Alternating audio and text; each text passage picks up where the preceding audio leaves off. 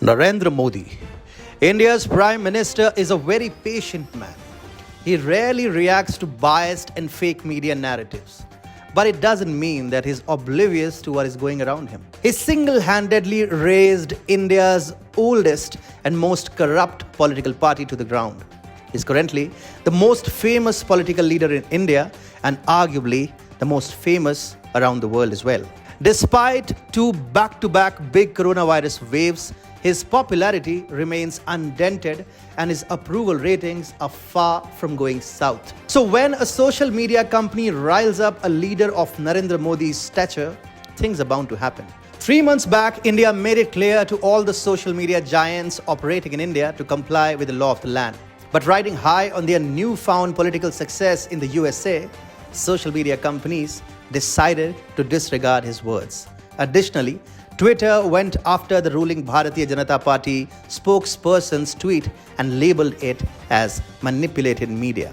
The response to it was swift and brutal. Modi government responded in a way that the company wasn't expecting even in its wildest dreams.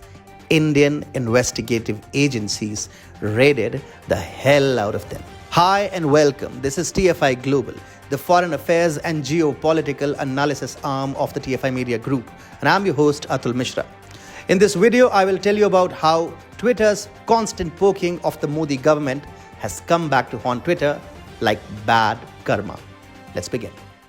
Panic struck Twitter Inc.'s global headquarters in the United States at the break of Monday's dawn. Top executives did not know what had just struck them. Soon, they realized that the Narendra Modi government of India has taken the first among many steps to take Twitter down. Twitter executives are said to have been angry, worried, paranoid, and above all, scared of what had just happened back in India. India's capital police, the Delhi police, dispatched 2 teams of its special cell to pay a visit to the microblogging site's offices in New Delhi and Gurgaon. Mind you, the Delhi police paid a visit to the Twitter offices in and around Delhi, knowing fully well that they were closed. And in fact, employees were working from their homes for the past 1 year. Yet, since the intent of the Indian government was to let Twitter know it is coming after it, the 2 teams carried notices with them to be served to Twitter. Meanwhile, the intended message has been received by top Twitter executives in the United States, lock, stock, and barrel. But you must be wondering why the Indian government has launched a sudden offensive against Twitter. Well, firstly, it's not all sudden. And second, Twitter has been getting on the Indian government's nerves for far too long. And the hammer has now come banging hard on it. The recent visit by Delhi police to Twitter offices comes in the backdrop of fresh tensions between the American social media giant and the Narendra Modi government in India. Recently, India's primary opposition party, the Indian National Congress, was caught red-handed trying to destabilize the Modi government by using a toolkit.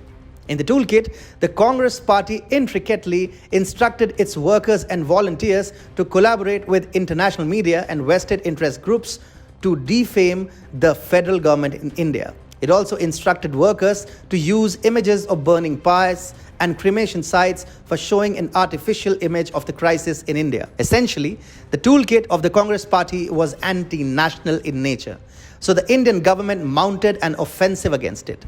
However, what did Twitter do? At the behest of the Congress party, it labeled tweets exposing the toolkit as those which contain manipulated media. This is a brazen lie. However, India, being the most vibrant and diverse democracy in the world, decided to give Twitter a fair chance.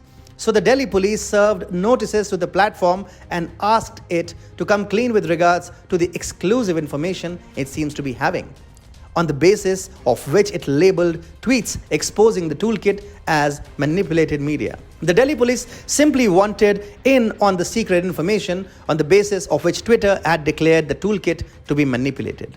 Obviously, Twitter did not comply and instead told the Delhi police to pursue the matter with the platform's global headquarters in the United States.